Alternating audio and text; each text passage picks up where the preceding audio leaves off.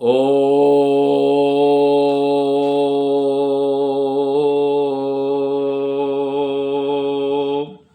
काल के कृष्ण रूपाय राधा रूप शिवाय च सर्वक्लेश विनाशाय श्री कृष्णाय वयं नमः। कामख्यां कामदां श्यामां कामरूपा मनोरमा ईश्वरीं त्वामहं वन्दे दुर्गा दुर्गतिनाशिनीं। कामख्यां कामसम्पन्नां कामेश्वरी हरप्रिये कामना देहि मे नित्यं कामेश्वरी नमोस्तुते। माँ भगवती परम्बा जगदम्बा आप सबों का कल्याण करें, आप सबों को स्वस्थ रखें, सुखी रखें, सुसंपन्न रखें। मैं अभी पीछे वाले एपिसोड में आपको रात्रि सूक्त का अर्गला स्तोत्र का मैं प्रयोग बताया था। अब सबसे बड़ी बात यह है कि देखिए आज के युग में, अभी आज के समय में देखा जाए तो हर आदमी परेशान है। कोई संतान से परेशान है, कोई संतान के लिए परेशान है, कोई लक्ष्मी से परेशान है, कोई लक्ष्मी के लिए परेशान है। तो देखिए सबसे बड़ी बात यह है कि संसार का एक नियम है कि कभी भी संसार की गति जो चलती है, चक्का जो चलता है, कभी ऊपर जाता है, कभी नीचे आता है, कभी बीच में रहता है, तो ये प्रक्रियाएं हैं। लेकिन इसके लिए सबसे बड़ी बात यह है कि आपके परिवार में या आपके साथ कोई बीमारी होती है, कोई कष्ट होता है, कोई तकलीफ होता है, तो आपके कुकृत्य का दोष होता है। ग्रह दोष क्या है? ग्रह में कभी भी ये देखा गया है कि ग्रह किसी न किसी कारण के बद्दुआ है या किसी का श्राप है, वही ग्रह के रूप में परिणत होता है। तो ग्रह परमात्मा के गण जो है सो ग्रह है। तो आपके कर्म के हिसाब से सभी ग्रह अपना अपना प्रयोग दिखाते हैं। कभी शनि का प्रभाव होता है, कभी राहु का प्रभाव होता है, कभी वही शनि आपको राजयोग बना देते हैं, कभी वही राहु जो है सो आपको, क्योंकि राहु छाया ग्रह है। तो राहु छाया ग्रह है, इसका मतलब है कि आपके पूर्वार्चित को बातों केतु ही जागृत करता है आपको अध्यात्म का। अध्यात्म में रुचि भी आप रखते हैं तो केतु के चलते रखते हैं।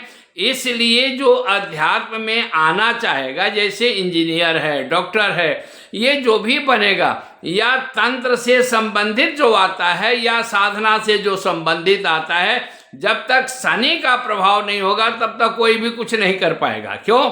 कि शनि जो है सो कर्म दंड भी देते हैं और आपको कर्म का फल भी देते हैं। तो कर्म दंड में जो है सो आपने जो कुकृत्य किया है उसका सजा हो जाता है, और कर्म फल में आपने कोई सदमार्ग पर चला है, सदगुरु का शरण लिया है, सदमार्ग के साथ साथ सत्कर्म किया है, उसका परिणाम में फल के रूप में आ जाता है। तो आपको मैं एक चीज और बताऊं, बहुत लोगों का फोन मेरे पास आता है कि महाराज जी मेरे यहाँ काला छाया, काली जादू की गई है, काला छाया किया गया है, ये है वो है, मैं इससे परेशान हूँ, मैं किसी के और से परेशान हूँ। इसके लिए सबसे बढ़िया आज का प्रयोग मैं बता रहा हूँ आप लोगों को। खास करके ये प्रयोग आप जान करके देखिए। ये मेरी माँ भगवती के कृपा से करने वाला मैं कुछ नहीं हूँ, लेकिन मैंने जो आपको महाजनों जेन गता जो पंथा सभी के किए हुए कृत्य को अनुभव लेकर के मैं आपके सामने रख रहा हूं। अगर आप इस कर्म को करेंगे आपको हर प्रक्रिया से आपको छुटकारा हो जाएगा।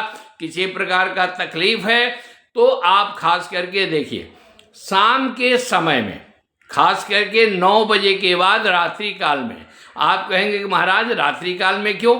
क्योंकि माँ भगवती की आराधना जो होती है या किसी भी देवता का आराधना होता है वो रात में ही ज़्यादा सुलभ होता है। क्योंकि कहा गया, भगवान कृष्ण ने भी कहा गया है, गीता में भी कहे हैं, कई एक जगह धर्मशास्त्रों में कहा जाता है कि जोगियों का जब दिन होता है तो गृहस्थियों का रात होता है, और गृहस्थियों का जब दिन होता है तो जोगियों का रात होता है। तो इसलिए रात्रि काल में कहा गया है कि निशीथे, कारण कि दुर्गा जी के अथर्वशीर्ष पाठ में आता है कि जो 5वां संध्या है वो तुरीय संध्या जिसको कहते हैं, वो खास करके रात्रि में 11 से 12:30 के बीच में यही होता है। तो माँ भगवती की आराधना के लिए खास करके आप रात में प्रक्रिया रखें। उसमें क्या करिए कि दीपक जलाइए।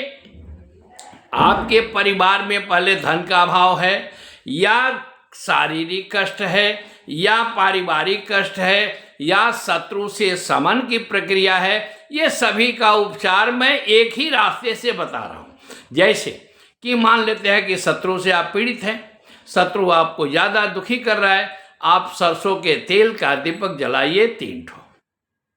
भैरव का होगा, महाकाली का होगा, और जो है सो हनुमान जी का होगा।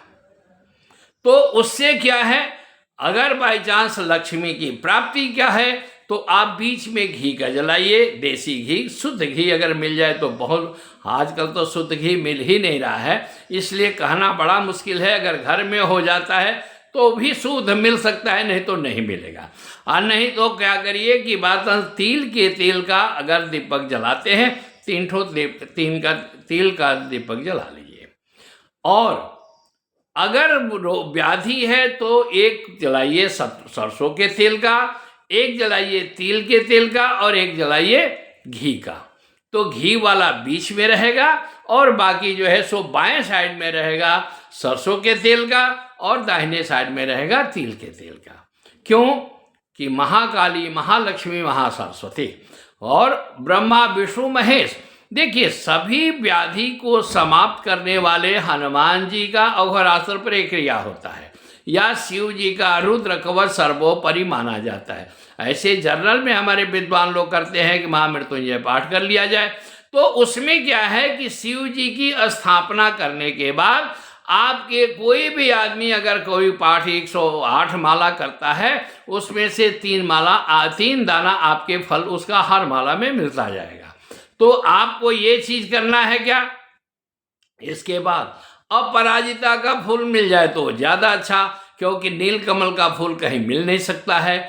पीला कनेर का फूल मिल जाए तो और अच्छा, लाल कनेर का मिल जाए तो और अच्छा, सफ़ेद कनेर का मिल जाए तो और अच्छा। इसलिए ये जो आपके साथ उपलब्ध होता है पुष्प, उसकी व्यवस्था कर लें। अगर नहीं मिलता है तो गेंदा का फूल मिल जाता है, गेंदा का फूल ला लें। और दीपक के सामने एक चीज ध्यान रखें, एक आसन पर बैठना है, क्योंकि ये साधना वाली प्रवृत्ति है। आप बहुत लोग कहते हैं कि महाराज जी मैं साधना करना चाहता हूँ, मेरा को कामयाब नहीं मिलता है, तो साधना की भी प्रवृत्ति है। तो आपके परिवार का कष्ट निराकरण का या साधना का, ये तीनों प्रक्रियाएं मैं आपको आज दे रहा हूँ। तो उसमें क्या करिए कि अगर व्याधि है तो साथ में लौंग रखिए। अगर लक्ष्मी की प्राप्ति करनी है तो छोटी इलायची रखिए साथ में। और अगर परिवार का, मकान का कहीं का दोष है तो उसमें गूगल और हींग रखिए।